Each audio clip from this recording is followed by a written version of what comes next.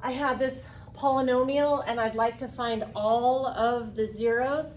So we start off with our rational root theorem, identifying the P and the Q. So the Q comes from the number in the front. The 7, the factors of 7 are 1 and 7. The number in the back there is 6. All of the factors of 6 are 1, 2, 3, and 6. We want to systematically make fractions of P over Q. So 1 over 1, 1 over 7, 2 over 1, 2 over 7, and so on. Simplify. 1 over 1, for example, is 1. 1/7, still 1/7. So I've created a list of potential rational zeros, positive and negative for all of those numbers. It's a hassle, but we need to substitute these numbers into the function to see which one or ones make the original function equal 0.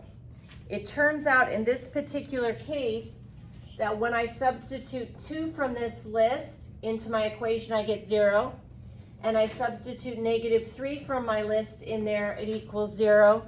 And I found 2 of my zeros. What it means, since we didn't find any other ones so far, then my remaining zeros are either irrational numbers, like the square root of 2, or complex numbers with something with an I in it. We want to use the ones we know to find the ones we don't know.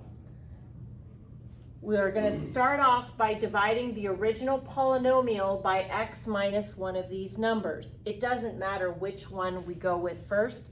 For no particular reason, I'm going to go with 2. So I'm dividing my polynomial by x minus 2. I'm assuming that you know how to divide. So I've divided synthetically, and I end up with 7x cubed plus 19x squared minus 7x minus 3. What I now know so far is my original function is x minus 2, which is what I divided by, multiplied by the answer to the division equals 0. Now I need to keep breaking this down, so I'm going to take the answer and divide by the other root. So taking my answer, I'm going to divide by the other number that worked, x minus a -3, so we're dividing by x plus 3. And after we divide, we end up with 7x squared minus 2x minus 1. So we're able to further break this down.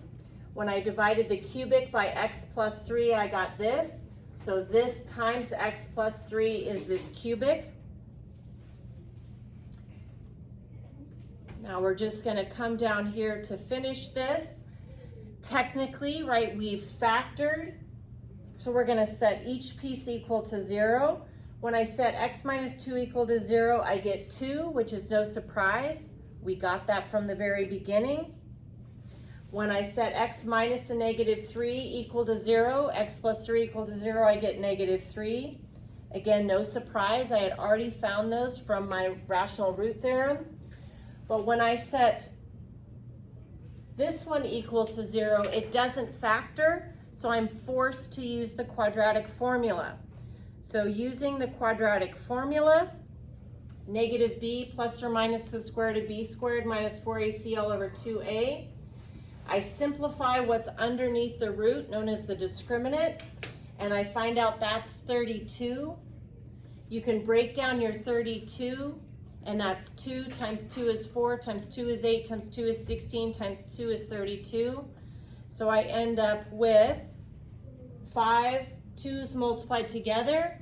When you're simplifying, you get 2 of a kind, you get to take a number out. So I have a pair of 2's, I take a 2 out. Another pair of 2's, a 2 out. So I have 2 plus or minus 4 square root of 2. And then the last thing I'm going to do is that 14 belongs to each one of those. So this is 2 over 14, which is a 7th, plus or minus, and 4 root 2 over 14 is 2/7 with the root 2. So my zeros of this polynomial are 2 and -3, which came from checking our P over Q's.